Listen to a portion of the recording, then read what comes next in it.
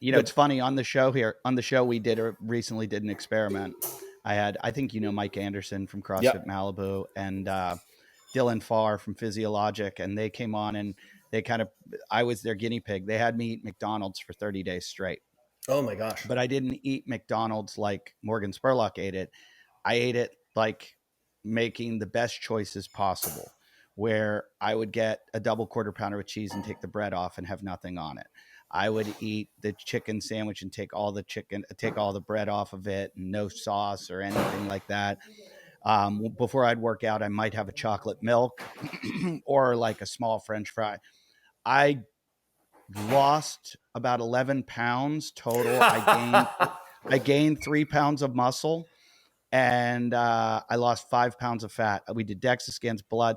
My blood work, all my cholesterol stayed the same. My HDL went up a little bit. My C-reactive protein went down, and my HB1AC went down. So I ate more protein than I've ever eaten. I was eating about 1.5 pounds of protein a day, and I gained muscle. And I'm 51 years old, and I gained muscle. And this is, people don't understand, they just don't get it. That is, what humans do. And I think it's that slippery slope. I mean, a long time ago when paleo first came out, right? I'm discovering paleo in like 2002 and 2003, and I bring it to my wife and I'm like, Juliet, check this out. We're eating like whole foods again, less processed food. And Juliet's like, she Googles paleo, and what she comes up with is fermented hornets like nest soup. And she's like, I think this is bullshit. And, it's like so early in the day, it hasn't even happened. And, when you start to show people, again, one of the things I'm most proud of is I have these two girls.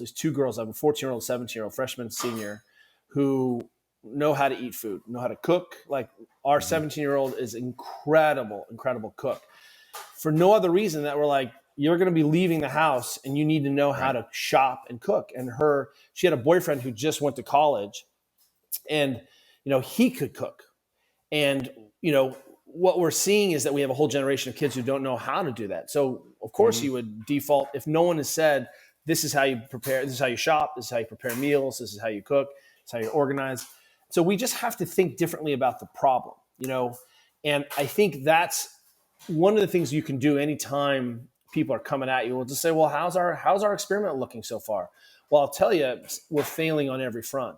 So maybe we need to change the experiment a little bit.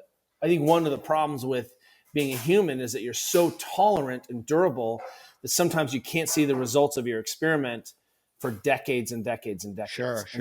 Then you can turn around backwards and people are like, how do you know? Well, I'm like, well, it's true. It took a lot of people to die smoking for us to say, hey, smoking isn't great, right? Because you and I could go share a pack of cigarettes tomorrow, a 6-pack of cigarettes. That's how often I smoke, obviously. Yeah. And you and I would be fine. We would feel like crap and we'd be vomiting and nauseous from all the nicotine, we would be able to buffer that easily. And I think if you take your 17-year-old, 20-year-old self and you look at what you were able to get away with and still the tolerance that your system have, compare that to your 50-year-old self, you couldn't, people ask me all the time, would you like to be young again? I'm like, no way. That kid was just a dullard. It was a dunce. But I would like to be able to treat my body the way my 17-year-old self could treat his body. That I miss. Sure.